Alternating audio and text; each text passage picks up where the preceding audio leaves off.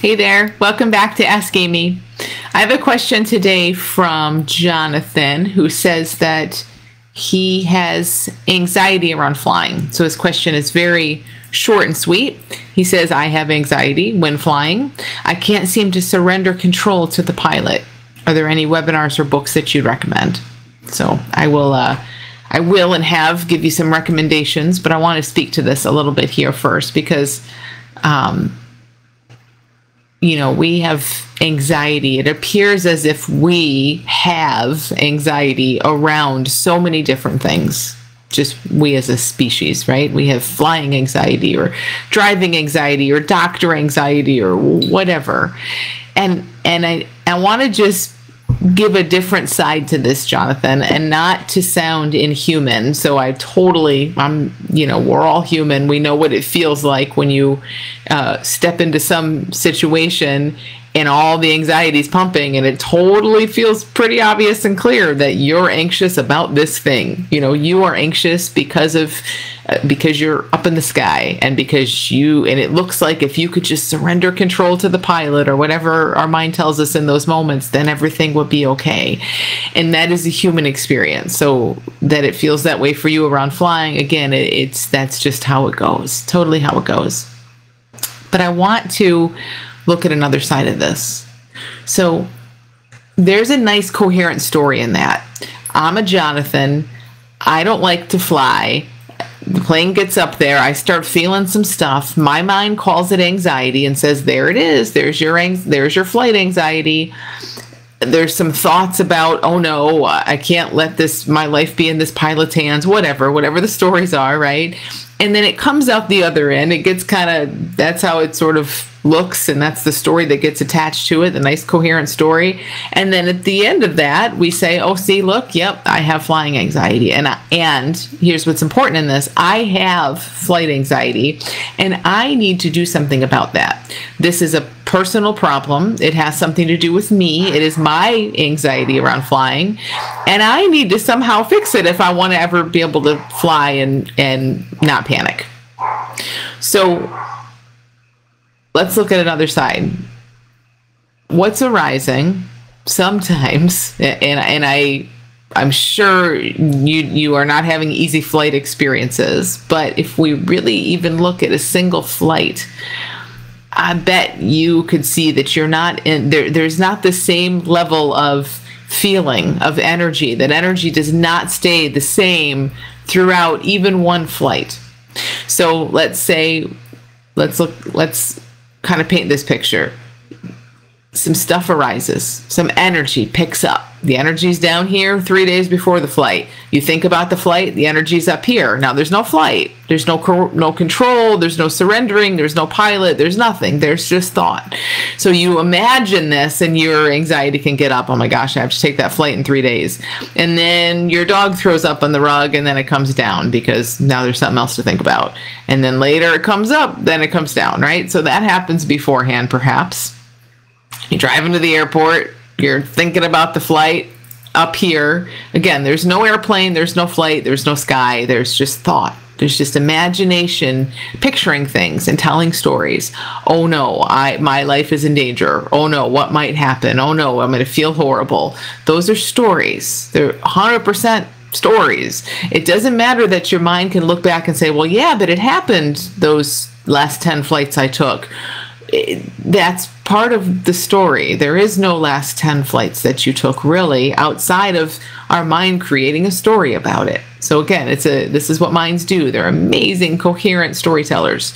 So there's this coherent story about past and future. This is upcoming. That's how it was. It all adds to the reality of what feels like Jonathan with flight anxiety. This is feeling more and more real as we go. And your body and the sensations and all of that and the stories your mind is attaching, the interpretations is confirming all that, right? It's more and more real. So you're on an airplane and some energy arises. Okay, that's been arising for a week ever since you've been thinking about this flight. No big deal, right? It has nothing to do with being on an airplane. It has nothing to do with control. It has nothing to do with your safety. Not at all. You're incredibly safe on an airplane. I'm sure you've heard all the stats. It has nothing to do with any of that. It's just this energy picks up again, and a mind jumps on it and says, oh my gosh, there it is. I knew it. I knew I was going to feel this way again. Yep, there's my flight anxiety. And it proceeds to tell stories about what might happen and how this is such a problem and how you're going to fix it, and stuff about the pilot and control and stuff that not really here nor there, but there's energy, totally safe energy, by the way, totally safe, rising and falling all on its own energy. And then there's a bunch of story that comes in that tries to make sense of that energy and turn it into a coherent story about Jonathan and Jonathan's life. And usually, if for a mind, what I'm going to do about it, how we need to fix Jonathan's flight problem. So without this nice thread of I'm a me with a bunch of flight anxiety, there's just energy. And even with the thread, there's still just energy. It just feels like a really compelling issue and a solid thing. But I want you to see, again, the rising and falling of energy that's happening. It's happening around a flight, perhaps, with a lot of story and interpretation of, oh, I feel this way because I'm on an airplane and this is dangerous and whatever your mind might be saying. But that same rising and falling of energy happens your entire life, and it always has. It will happen today. Even if flying is nowhere on your radar, there'll be something else. Like it'll just come up, and there'll be a different story attached to it. So see if you can start to sense that. This is really kind of looking at things in a really different way before the labels, before the stories, before the interpretation. There's just this energy, and it's only after our mind comes in and wants to tell a story about it that it becomes a Jonathan problem that now you need to fix. And it shouldn't be happening, by the way, and you shouldn't be feeling this way, and no one else feels this way, and it used to not be so bad, and all the stuff of my, that's just all part of the story. But can you see that is just a story? That is just what a mind does. It comes in to interpret energy. And there are always fluctuations of energy our entire life. That's what our life is. It's a fluctuation of energy. And then there's a mind coming in telling a story about it. So before you fly, outside of the context of flying, I want you to see, Jonathan, if you can kind of feel into this just in other times. Just notice how suddenly your mind will latch onto a story, probably of something that's not real or right in front of you, and you'll feel some stuff, or you'll feel some stuff first, and then the story will interpret it. Doesn't matter. It's all happening all the time. But it's not about what our mind says it's about. And for sure, anxiety around flying, you're literally just sitting in a seat. There's no problem, and you're somewhere incredibly safe. There's just habitual energy because you have a body mind, and that's what happens. And then there's a clenching and a freaking out about that energy because of the stories. And again, if flying is a big thing for you, look at it other places, because you'll feel anxiety or low-level anxiety or a little bit of fear around all kinds of things in life. We all do. And to start to see, oh no, this isn't about what it appears to be about. Like if we keep stripping it back, there's just life. There's just what's showing up. It's just the feelings and even the stories that are showing up. You don't need to prove them wrong. You don't need to do anything with them. They are all the same energy showing up in different forms.